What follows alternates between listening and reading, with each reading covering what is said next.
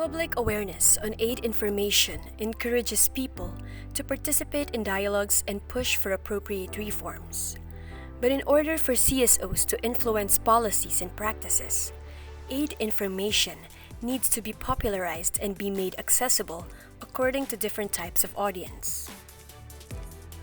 A CSO advocacy campaign is geared towards changing policies and practices for social justice. Specifically, this entails the realization of an action plan to influence decision makers to act on and implement reforms that will benefit marginalized and vulnerable sectors. Advocacy is also necessary to ensure that ODA and other forms of public and private finance follow the principles of development effectiveness. But advocacy should not be appreciated as a pursuit that progresses on a linear pattern. There should be constant drive to create plans and strategies based on previous implementations. For advocacy to be effective, it should always be dynamic and evolving. This video guides CSOs into the 5 steps of doing advocacy work. Step 1. Select a priority issue on aid and development cooperation. Step 2. Conduct research and analysis. Step 3. Plan for your aid and development effectiveness advocacy. Step 4. Put your advocacy plan into action.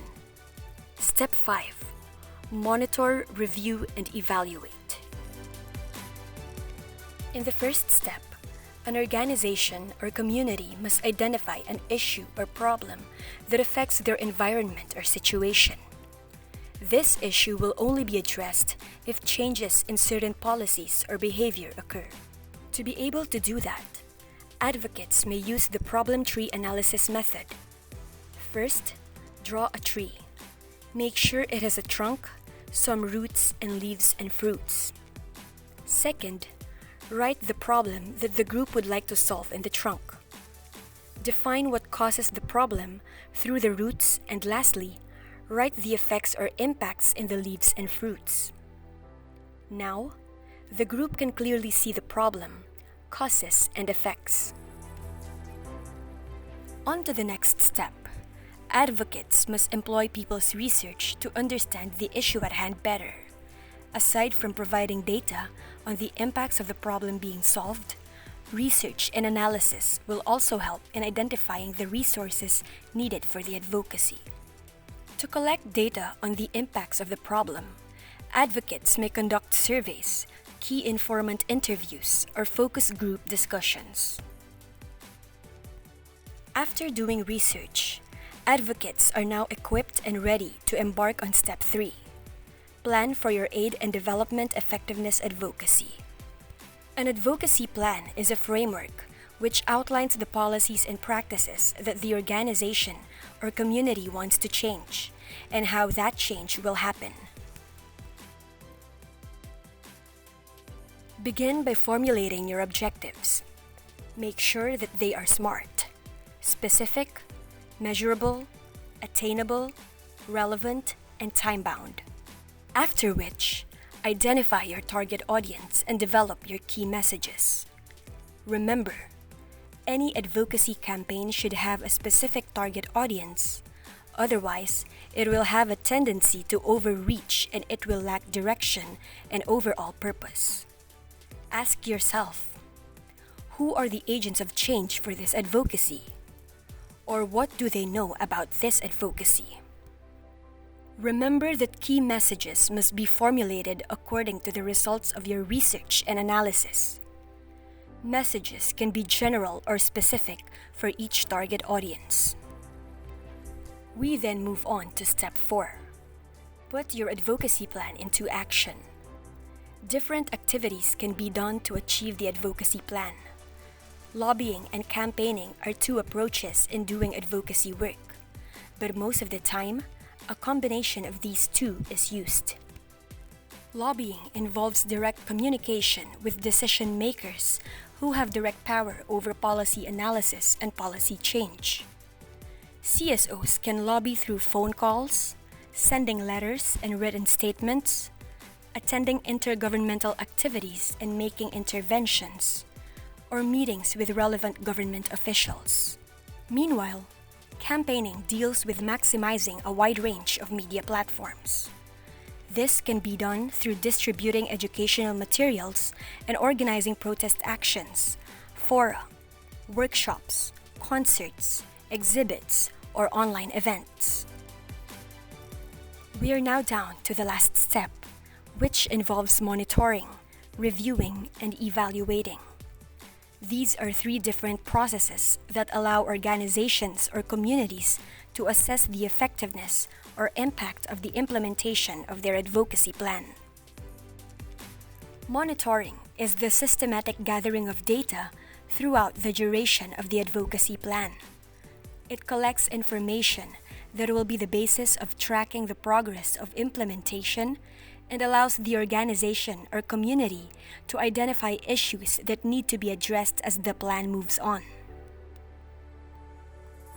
Meanwhile, reviewing is done regularly throughout the duration of the advocacy plan using the data gathered from monitoring. It involves assessments to check whether the project is on track and to capture lessons that can influence the implementation of the current plan and also to shape future plans.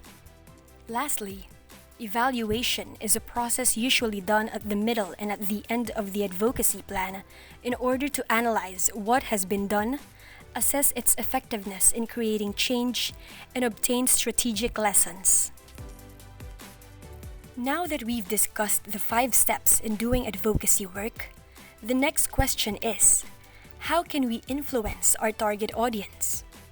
So in this part of the video, we've outlined 11 methods in reaching your target audience when doing advocacy.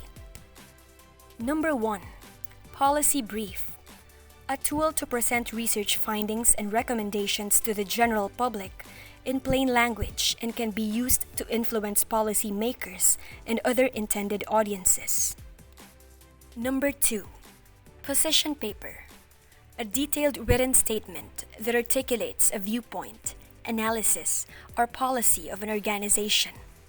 It is usually written in an essay format and in reaction to a recent issue.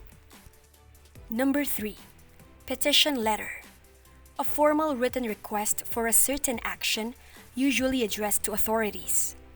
This can be signed through both offline and online means. Getting sign-ons to petition letters is made easier through websites such as change.org and avaz.org. Number 4. Sign-on statement. Compared to a petition letter, this is less formal and is not necessarily addressed to authorities.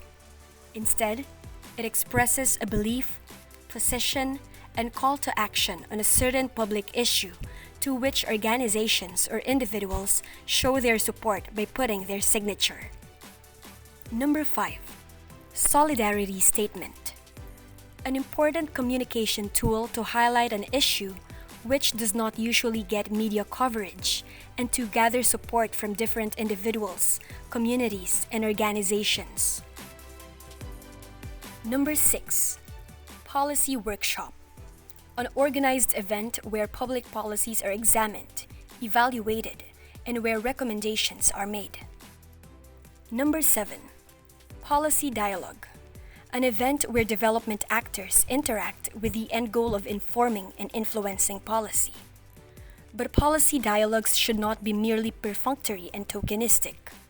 Instead, these must be able to reinforce CSOs and people's organizations' right and capacity to actively participate in decision-making on policies that affect them. Number 8. Cultural materials and events. While these are not commonly utilized in advocacy work, cultural materials and events have the potential to further gather public support for development effectiveness through creative means such as songs, poetry, art exhibits, film screenings, or public theaters. Number 9. Mobilization. An event wherein groups come together to publicly express either their support or disapproval of a certain issue. Traditionally, mobilizations are done physically, but with the advent of digital technology, Social media platforms have provided other means to conduct protest actions when groups cannot physically come together. Number 10. Online advocacy tools. Includes webinars, data visualizations, and social media, which have allowed CSOs and people's organizations to reach a wider audience at the national, regional, and global levels. Number 11. Engaging the media. Media relations management is developing relationships with editors, reporters, and journalists from newspapers, radio, television, and digital media in order to effectively communicate your message or story through appropriate platforms. Here are some tips in developing media relations. Identify and make a list of reporters. Offer to make comments or statements about current news that is relevant to your advocacy. Be trustworthy and accessible. And here are some of the tools that you can use when engaging the media. Press release, a letter to the editor, an opinion article or editorial piece, press conference. These methods are just examples. As the digital landscape evolves, don't be afraid to innovate. Be creative. As long as you have a good grasp of your advocacy issue and your target audience, you are in the best position to identify how to reach them and communicate your message.